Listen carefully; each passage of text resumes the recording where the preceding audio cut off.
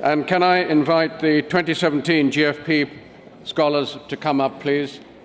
Bray, David Hichens, and Geraint Powell. They are going to make a presentation of their GFP, and they will be joined by James Brooke-Turner. Is James here? He is. He's standing up. I can see him there. James is on the board. He's a trustee. He's been a member for the last 5 years, and he's our independent, non-member trustee. He's at the moment, therefore, serving his second term, which he describes as having been mischievously made to drink too much over dinner and then being asked to sign up for more than the initial harrowing period. James, you're very welcome. And apart from that, James has worked in charity finance and with the charity investments. He's the investment director of the Nuffield Foundation, managing £400 million, and is also runs a firm specialising in financial governance for charities. James.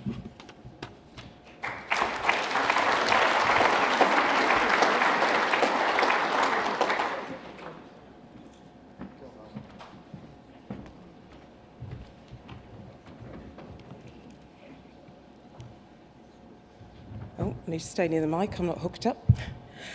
The best time to plant trees is 20 years ago. The next best time is now. I like that proverb because it reminds me that it's never too late to implement a good idea. Changing career, applying for a Nuffield Farming Scholarship, putting your name down for a global focus programme. I was at a crossroads in my career with my business and I wasn't really moving forward. And I travelled a lot, but the opportunity to do the GFP was huge. The objective of learning about international agriculture, learning about policy and trade, and learning about social structures and access to food was unique and would take me out of my comfort zone. There were other challenges. Travelling to 6 countries in 7 weeks with 10 other people of different gender, culture and religion was going to be interesting. Questions flooded my mind. Do Australians even like black people? That was a genuine question. Would I put on lots of weight eating out every night? And would I be able to do the whole trip on hand luggage only? These fears were swept away by the actual experiences that we had on the trip. Feeling the grass under our feet on the Israeli-Syrian border, looking across the plains, the sun scorching the earth against the backdrop of the deep blue sky, and seeing the black smoke of the bombs dropping over the horizon.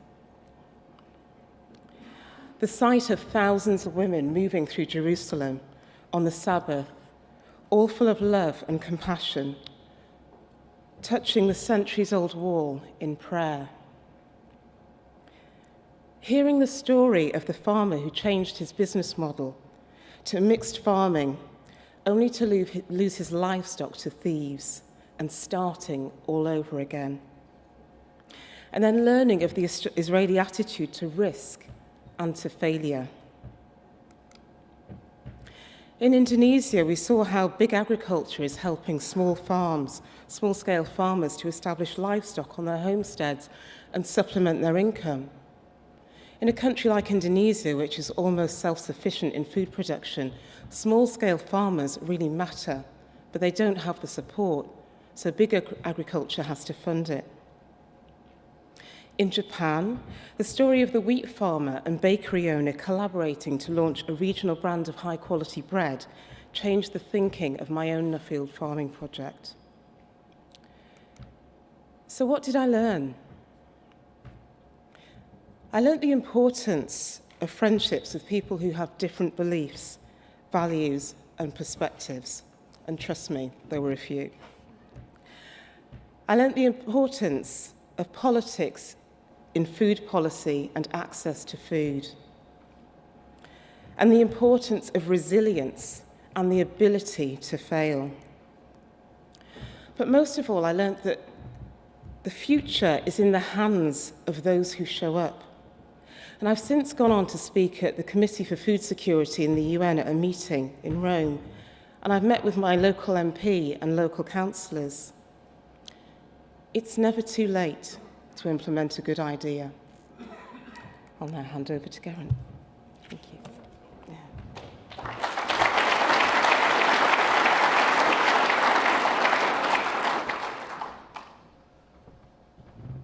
Afternoon.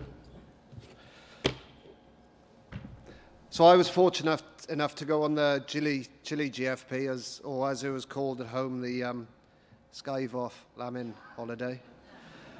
To me, the GFP was about thinking further and learning about people. Travel is something that I hadn't done for quite a long time. When I was younger, I used to go back and forth to the Southern Hemisphere, but as I got older, I gave up doing that and had to settle down and start doing some proper work. So for me, it was good to get out the mine and learn about what was happening in the world and further expand my thinking as to what was going to be my personal travel and what I was going to find out doing that. It is exciting, it is fun, and it is sometimes challenging traveling with 10 people who are not strangers for long, on a bus for 6 weeks. And I can remember we had one massive disaster when we were traveling, and we were leaving, I think it was Charlottesville, and we were flying into Newark to fly on to Nova Scotia. And our plane got bumped out of Charlottesville. And then when we got to Newark, we missed our connection flight to Nova Scotia. So as a result of that, we had to spend 2 whole days and 2 whole nights in New York City. But I can say that it was tough, but as a group, we got through it. And also, while I was traveling, everywhere I go, I think, could I farm here? Could I farm here? And everywhere I went, I realized that the best place to farm was home. We have a huge population to feed. We have great infrastructure. We have access to credit. And we have incredibly stable politics. Okay, we don't have corruption. I mean, all right, we're not Brazil. Okay, I'll leave it at that. So anyway, I think there should be a little video of where we went. There you go. Enjoy.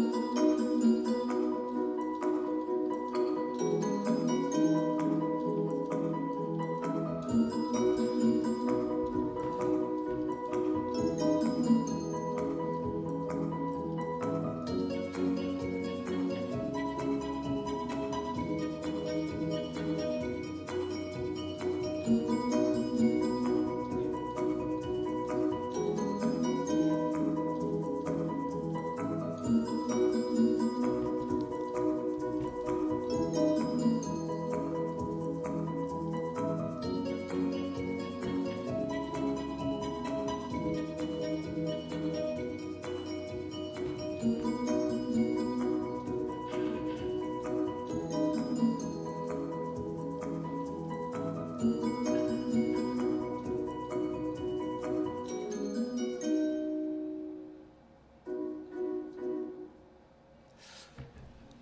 I'm not sure if you're aware, but there's a sport in the Netherlands where they use a long pole to cross over a canal. Now, a fellow 2017 scholar and host in the Netherlands, Jacco de Groot, was the world champion in this sport. And Jacco is some athlete. And anyway, he was showing us how he did this sport one night, and I thought, all right, we'll give it a burn. Right, so I'm going to show you the next video, and I'd just like you to realize that the last thing I said to my fellow travelers before I attempted this feat of physical prowess was, hold my beer, I got this.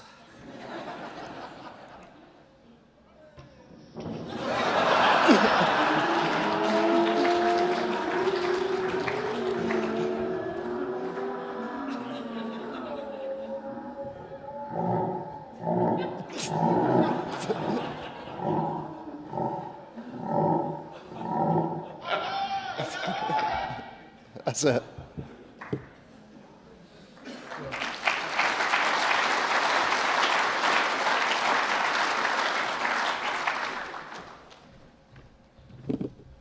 Thank you, Geraint. Oh, I haven't got a video to show me nearly killing myself. So, first of all, I would like to thank my sponsors, the Royal Welsh Agricultural Society, McDonald's, for sponsoring my scholarship, but also my GFP. It was a great opportunity. Myself and Georgina Crayford were members of the China GFP, and I would just like to share some of my thoughts around what I learned on the GFP. Where we went was Singapore, Philippines, Hong Kong, China, Germany, through the United Kingdom, and then to Washington and California. We saw a wide range of farming practices around the world, from the historic agriculture of rice farming in the Philippines, through to intensive agriculture in the States, and to renewable energies through in Germany. We were able to understand trade and trade through into China, the opportunities and also the challenges of being able to trade within Asia. But also understanding the efficiencies as well. In California, there is a huge drain on natural resource in terms of water. In China, there is huge use of pesticides and fertilizers for inefficient agriculture. We went then to Germany and saw very efficient large-scale production of agriculture, which was far different from what we've seen before, and great technology as well. But throughout the travelling, I had to think to myself and reiterate Geraint's point that there is no place better than home to farm. We do have, as I said in my own presentation, we have the natural resources to actually produce food compared to these other places in the world which don't. I think you've heard enough from me today, so I thought I'd summarise our GFP in a video.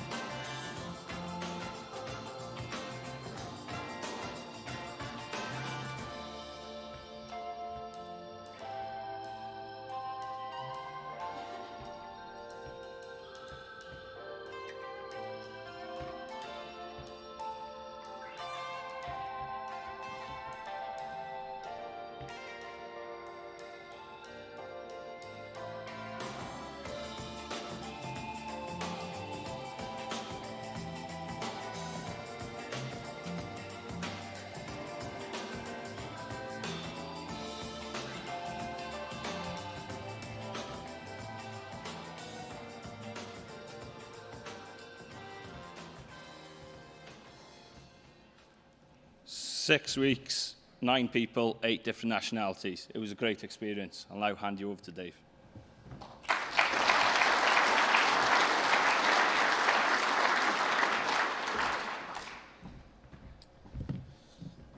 Hello again. No fancy video, I'm afraid, but I'll tell you a bit about the India GFP and what we got up to. I travelled with scholars, as you can see here, from the Netherlands, Ireland, New Zealand, Australia and Brazil. We started in Singapore, went to India, Qatar, Denmark, the UK for the triennial conference, and on to the US. And as I said this morning, it was a fantastic grounding, getting started on the travel and getting started on some of those thought processes for my own topic as well. And it does what it says on the tin, really, a global perspective of agriculture. And you bring all those big topics all together.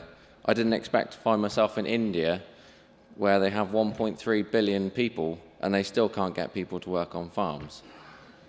All the problems that we experience are the same all the way around the world, just slightly different challenges.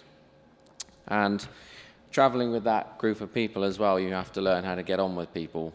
You have to, all those different personalities that Barbara talked about was a fantastic experience. And I think, as I said to the 2019 scholars who have applied yesterday, it's good for some people that you have to turn up. You're told basically turn up and you have to run with it. And for some people who do have things completely organised, I think that forces them to sort of let Nuffield take them on a journey a bit more. You really have to just go with the flow on GFP, which some people don't find that easy, but it's a really valuable lesson to learn. And the best bit of my Nuffield experience was the GFP, and the best bit of the GFP was then going to visit these people on my personal travel, having those contacts already there.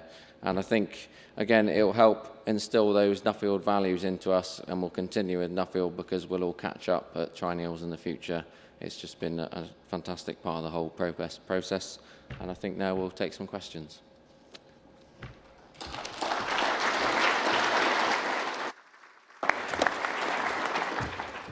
Good. Thank you very much, everyone. That's very good. I'm going to start with the first question since I'm here, which is, in your travels, did you see a difference in sort of efficiency between farms that were providing foods for an international supply chain and farms that were providing food locally? How was that different? Yeah. I think in Japan, what really surprised me was that their market, well, not that their market was local, it's that when you are predominantly focusing on a local market, you don't necessarily want to have such high standards. So I was speaking to them about the international food safety standards that they use, and they talked about Global GAP, which is what we're all familiar with in Europe. But they have Japan GAP, and I asked them what the difference was between Japan GAP and Global GAP.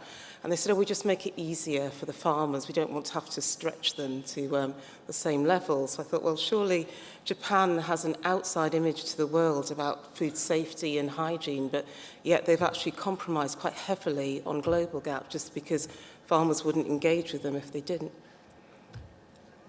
I'm not sure about the export side of things, but certainly one thing that was fascinating was in Qatar, where they import all their food. Any of the food they were producing was obviously going to be consumed there. There was no export, so efficiency didn't even come anywhere near it. It was just they had loads of money. They wanted to prove that they could produce at least some of their own food, and they would do that at any expense. So that was quite interesting to see the amount of money that gets thrown at something when your price isn't on a global market.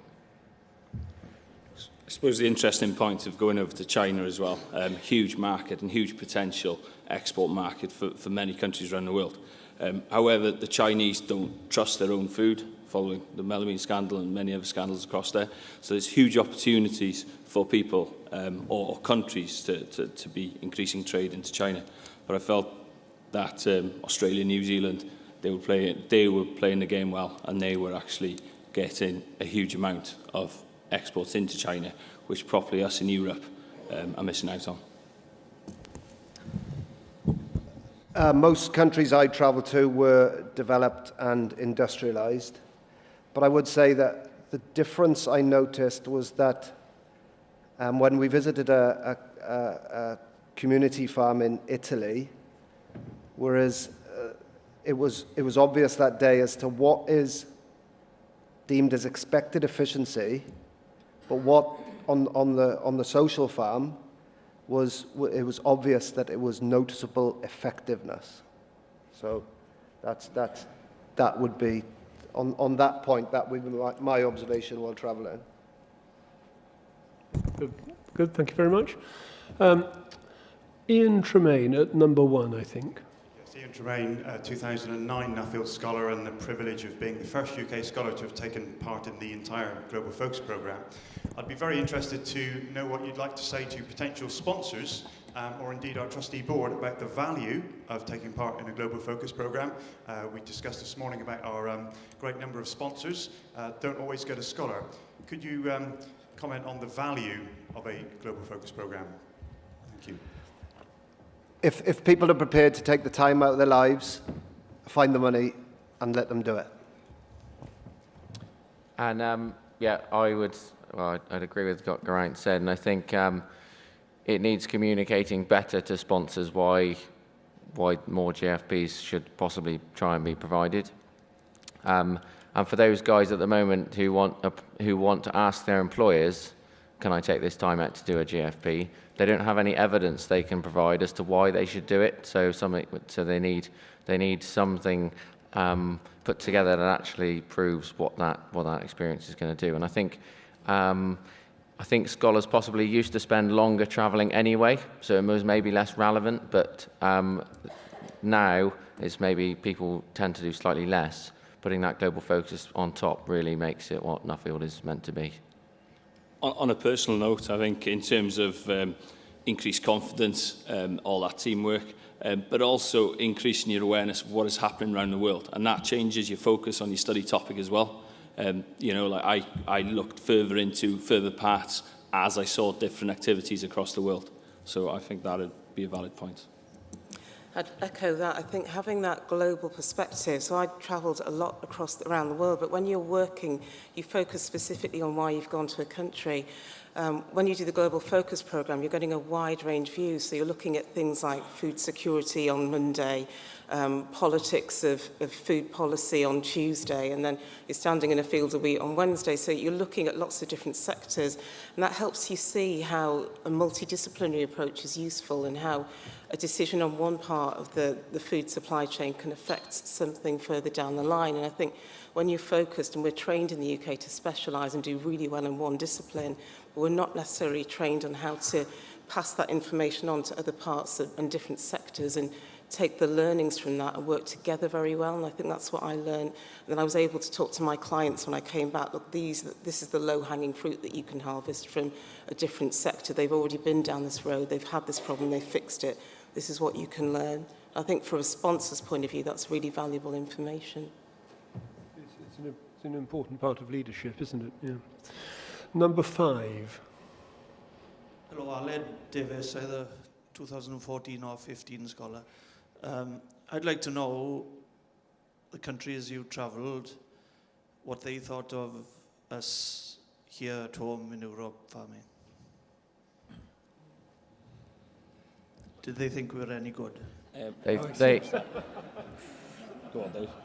They basically thought we were subsidy junkies, and get a lot of, and you get a lot of stick on a GFP from the Australians and the New Zealanders because we're basically on a dole is the way they probably see it.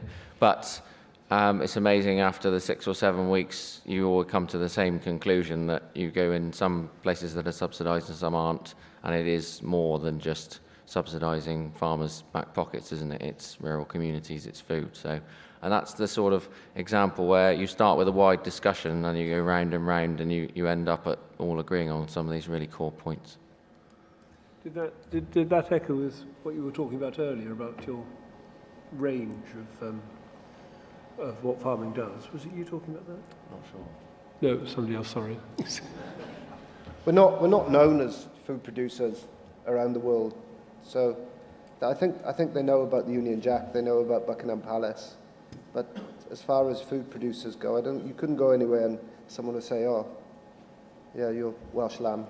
You know, we're known for different things other than food producer."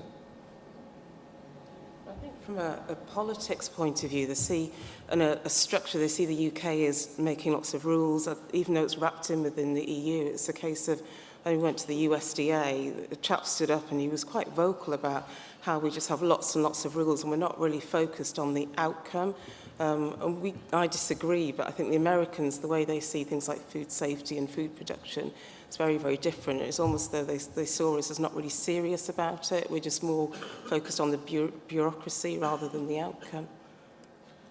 Yeah, definitely. The perception of the UK agriculture from our fellow scholars as travelling, it was definitely, as David said, we rely too much on subsidies, and that's what they see. Especially when we came through the UK as well, on the triennial, they were also commenting on that as well. But it's just a case of focusing on what actually we can achieve, and through doing an Nuffield Scholarship, I think, you know, we are leading that change, which is positive for us. But just to add, I did feel quite lucky amongst the other travelling scholars to come from such a diverse agricultural country, because on some of the visits you go to, some of the guys from the other country, it took them half the visit to get their head around what was going on. But because, you know, when you study agriculture or something in this country, you're with people from dairy, arable, veg, pigs, poultry, AD, we do everything basically. You could quite quickly get your head around what was going on and get more from it. Whereas it sort of struck me that some of the other countries, the agriculture they practice is much narrower. They don't get to experience all these other things. Number one, Wallace. Yes, thank you, Julian. The CSC and GFP provides kind of instant international contacts. How do scholars push their individual studies thereafter to widen their own network, to find the best contacts in their industry or from elsewhere in the Nuffield network? Go on, yeah. Go on. Personally myself, within our group, like I said, 9 people, 8 different nationalities, so I had contacts around the world. It was contacting them and seeing if they could put me further in contact with other people from around the world, you know. So they weren't all. It was lucky enough actually that there was 3 dairy producers within our group, so they kind of give us good links from around the world. But you know, and that was able to take us further as well. But yeah, it's a huge help, and it gets your foot in the door and being able to open doors and opportunities as well. Wallace, do you mean it's getting too easy because we're... Yeah, kind of. I think, you know, I went around the world, I had an AT&T card. We didn't have mobile phones, laptops or social media. So I'm not that old, on a boat. I look at. So I'm just trying to say, how do you continue to push yourselves, to write to different people around the world and find the best contacts for what it is you're studying, and then also to use the wider Nuffield network. There's a lot of experience further back, not just in your year. But the other side of that coin is UK scholars within Nuffield International are getting a bit of a reputation for going on European holidays as their scholarship. And I think GFP does make sure that you get to those countries that we're maybe not getting to so much. And we are utilising those old Nuffield networks as much as you guys did. So I think it's doing, it might be more of one, but it's less of the other. I think the triennial was really helpful because I think we had something like 500 people, and it was a great opportunity to speak to Nuffield farming scholars from across the world. So by the time the triennial finished, I think I had about 10 invites to Australia, which I said I'd never set foot in, and I actually did go. So I think you're able then to... I'm not anti-Australian, I love the Australians now. But it sort of stretches you and makes you think differently about where you're going to go and how. And on the back of that, I also was talking to people about Asia a bit more, because when I spoke to the Australians in depth, I realised how networked they are with the Asian countries, and I think I would have struggled to go direct to Asia without knowing that there's other businesses there, people I could tap into, who aren't necessarily part of the Nuffield network, but I was able to get referrals to do that, and that's what made my Asia trip so successful. It was purely based on those referrals. I would just say that after the GFP, I expanded my thinking a lot further for my own personal study, as I would have done if I had have just done my personal study travelling. Good. Stephen. Don't look so glum, Chairman. Putting aside the evident self-development that you all experienced, what was the single most important message you all brought back from your GFP? That farmers around the world all face the same problems. And wherever we went, it was the race to the bottom in commodity prices, it was the growing gap between producer and consumer, and it was access and depending on someone's unfair advantage as to what access to credit they had. That seemed to be the three overriding themes that we saw everywhere we went in the world. Mine would be in terms of the UK can't rely on the rest of the world to produce its food because they are producing in a very inefficient way compared to what we can in the UK. So I think very positive about UK agriculture. I'd probably expand on Geraint's point that the challenges are all the same. I think like water, people, consumer, producer, widening of that gap. It just seemed to be countries we think, well, surely it's not going to be a problem here, and it still is. I think for me, it was around about the time of, we're still talking about Brexit, but the political side of things, the decision-making process, and how countries work together. So you'll have certain departments making decisions about food policy, ag policy, and health policy. In some countries, they're better organised than in others. And when you're looking at trade deals, the Singaporeans were all over it, and they told us about how many trade deals they do. And they have a background and training in that, whereas the UK, we're just about to start that process, and we don't have a history of anybody ever doing a trade deal in this generation, so it's not really set up for success. I wanted to ask Geraint just to expand on where you thought the gap was closest between the producer and the consumer, one of your 3 points. I think Chile. Chile has I never knew much about Chile before going there, but it's an incredible country, export-driven, everything about quality, everything's assurance, and everything's about keeping that customer happy on the other side of the world. And it's a real powerhouse in a lot of sectors, and that I never knew about. And I remember we visited they were a stone fruit growing and packing firm, and the 3 executives who gave the talk were all under 40, and I was chatting to them at the end as to at the end of the meeting, what their plan was. And that day, they just secured a loan of $45 million to improve the facilities in the factory. And I thought, wowzers, there are countries out there that I've never heard about that are overtaking us fast. And as economically, if they can just get their wages up, they will probably be the first properly developed economy in South America. So I'd say that the happiness between producer and consumer, I felt that greatest in Chile. In terms of producer connection with where their food comes from, we went to a slaughterhouse in Qatar just at the start of Ramadan, when people were choosing their sheep in the live market across the road, and then explaining how they wanted it slaughtered and butchered, and then watching the process, which was a bit weird. I'm not sure if I'd recommend it, but you couldn't argue that they're in touch with where their food comes from. Okay, on that note, so I think that's quite a powerful way to end. You better know what's going on elsewhere. So thank you very much for all the questions. Thank you very much for all the presentations.